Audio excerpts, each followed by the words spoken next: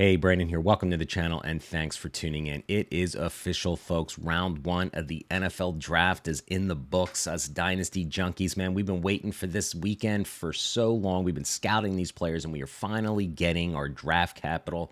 We're finally getting our landing spot so we can complete our scouting process and getting ready for our rookie drafts. And I am here to help. If you play Dynasty, you play Fantasy, and you come across this channel, appreciate you tuning in. If this is your first time here, welcome. Hit that subscribe button. I do these kind of landing spot grade shows each and every year after the draft. It's a lot of fun.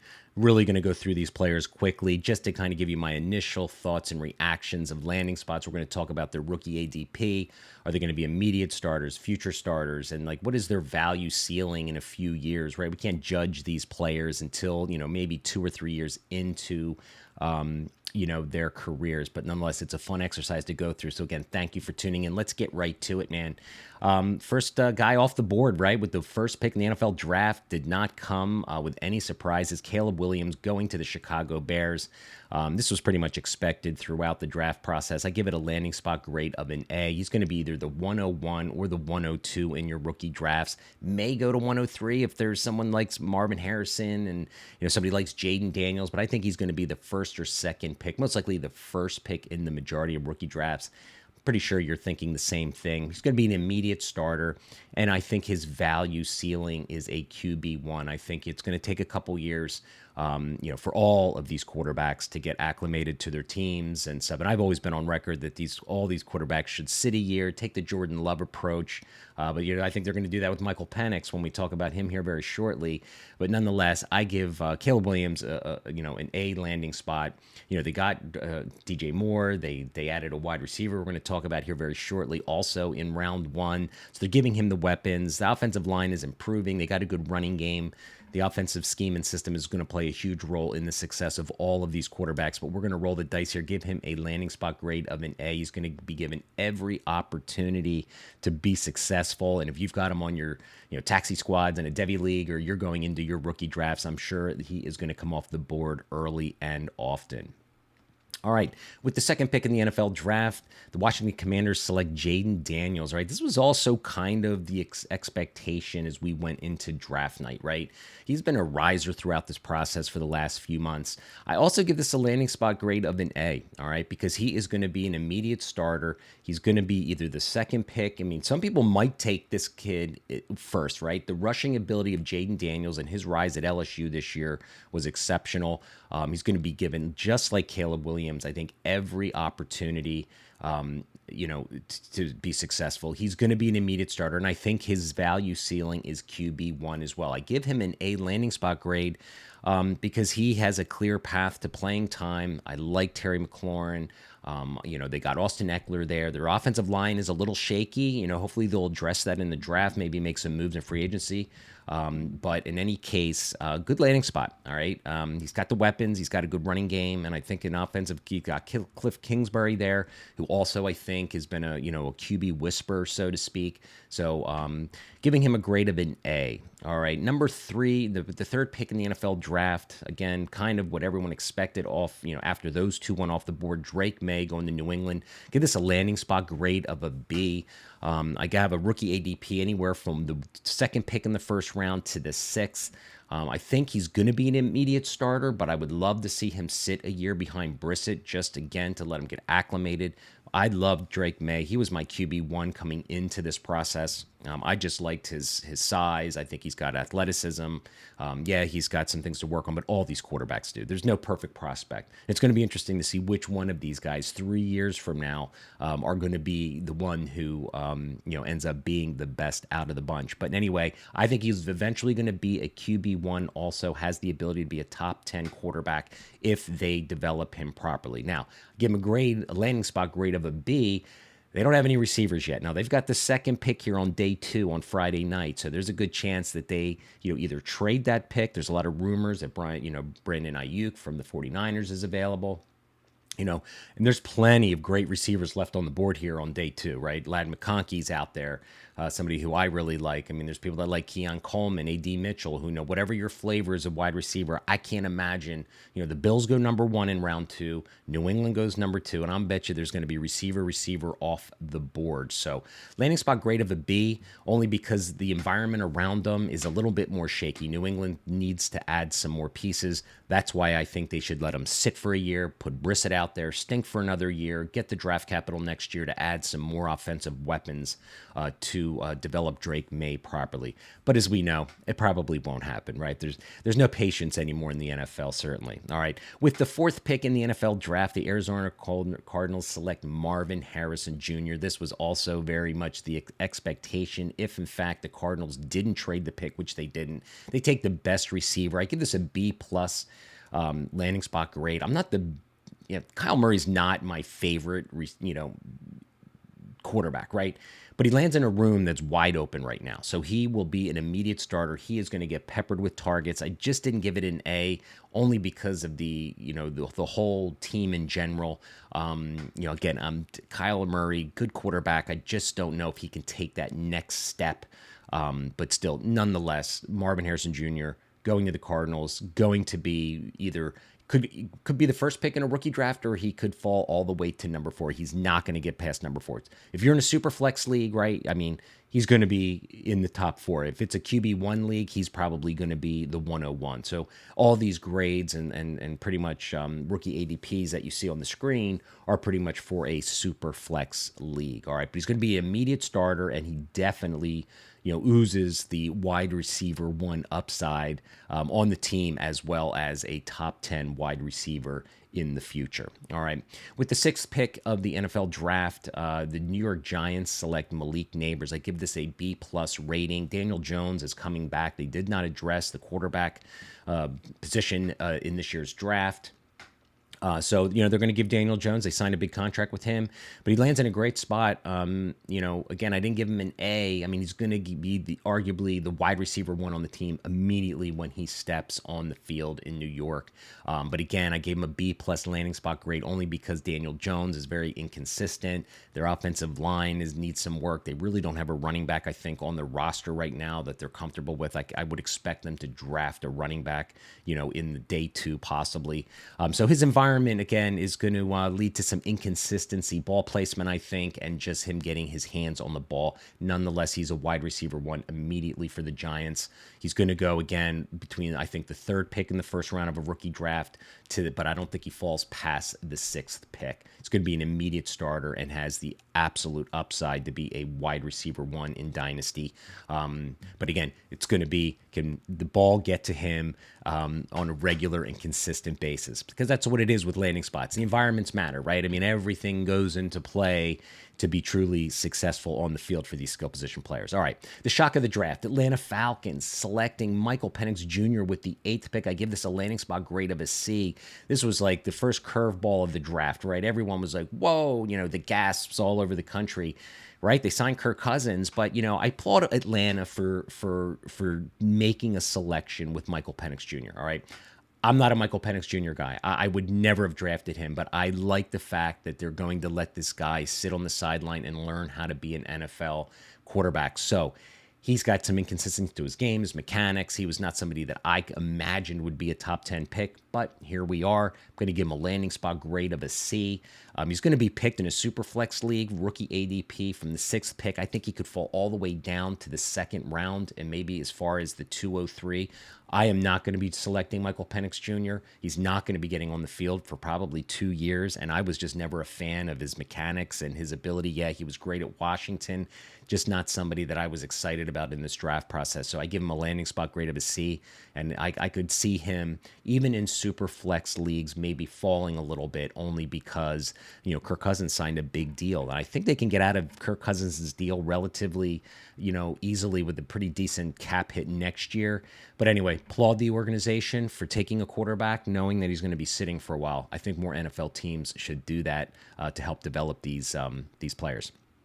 All right, we talked about it a little bit earlier with the ninth pick in the draft. The Chicago Bears select Rome Odunze on this YouTube channel. I did an interview with Rome Odunze, so go check that out. It was pretty cool. Back in the fall before his senior year at Washington, he jumped on my channel here and gave me an interview, which was really cool. I give this a landing spot grade of an A. Again, you got Caleb Williams there. And what I like about this position for Rome Odunze is he does not have to come in and be the guy, right? I mean, you got DJ Moore there, who's going to be the guy. Keenan Allen is there now, so he can go in and learn from two pros. So I love the landing spot because they're going to let him kind of develop a little bit. Where Marvin Harrison and Neighbors, they got to come in, they got to be the guy immediately, and they should, given their pedigree coming from college. But it's a big transition to the NFL, and none of us really know how it's going to pan out, regardless of how good these players are in college. All right, so Dunze, I think, is going to go from the 104 to the 107 in Superflex leagues.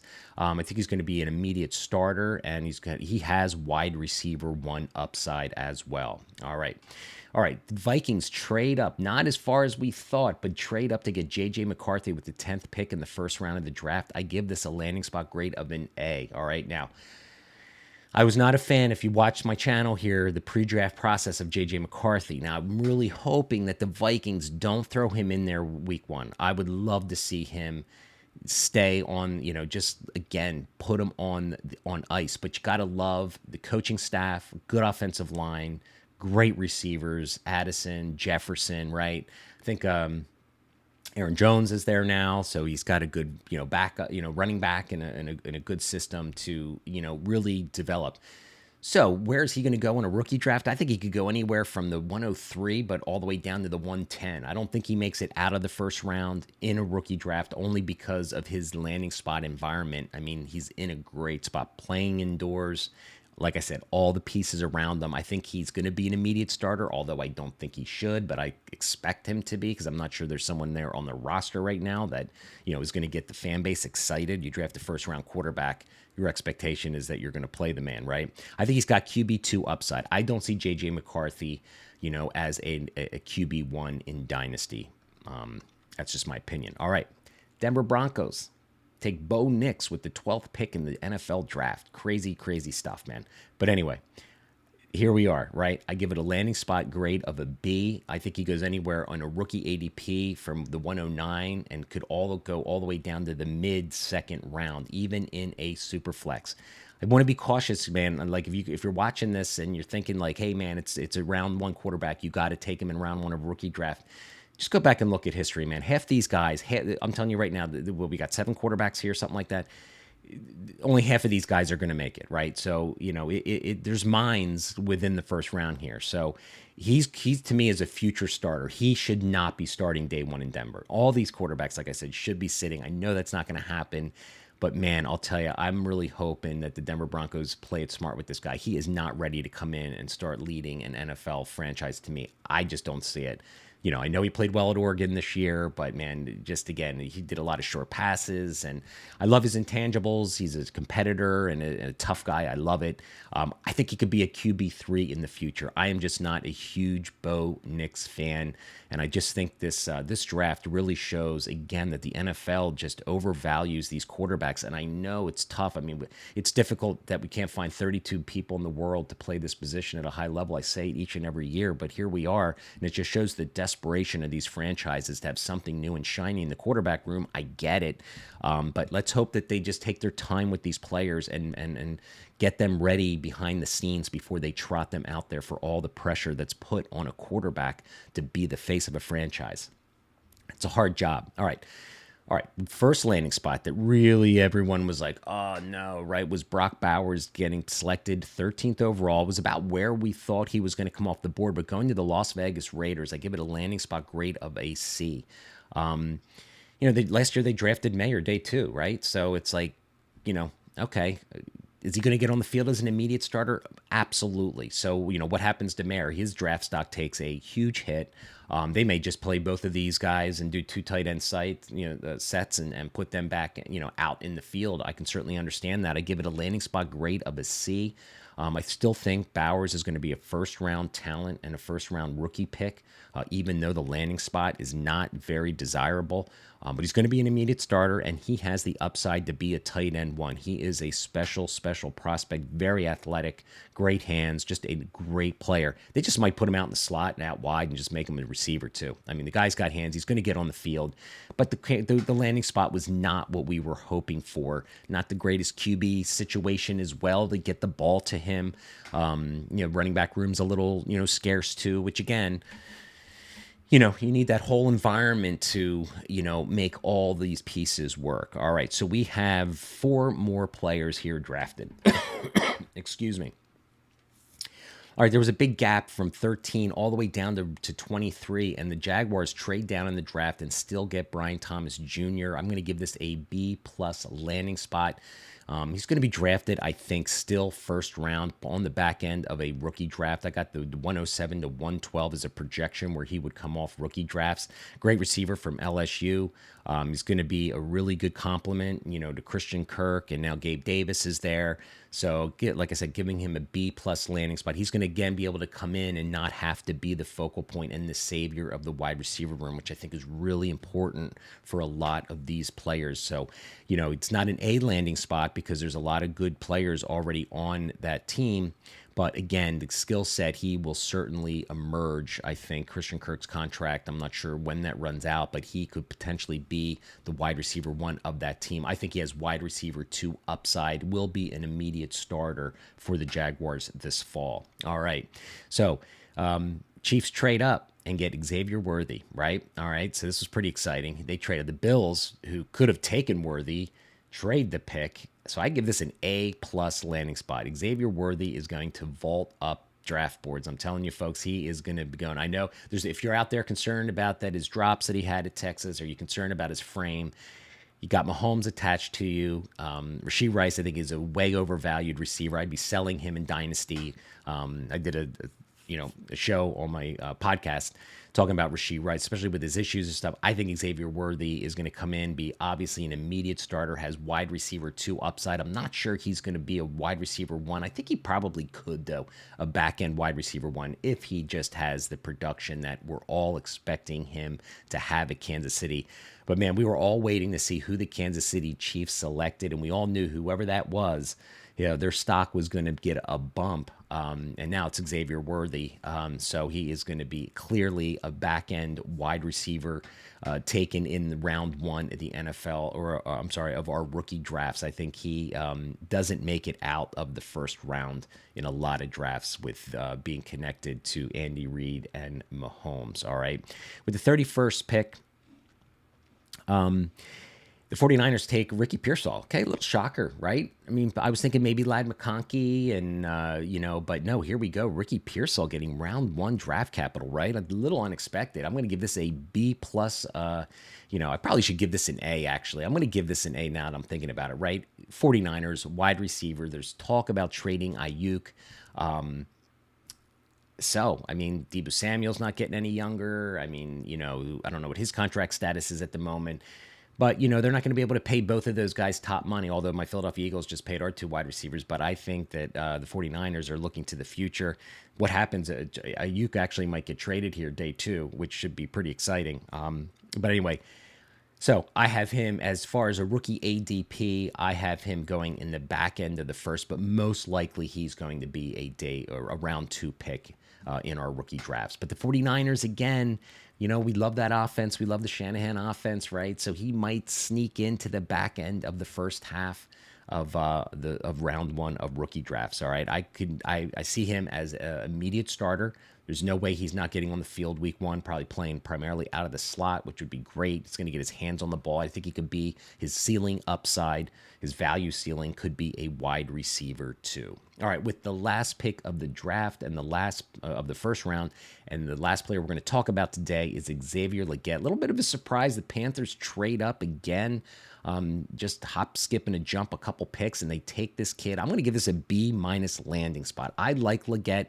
A little nervous, just about the landing spot. I am not a Bryce Young guy. I sold all my shares before the draft last year.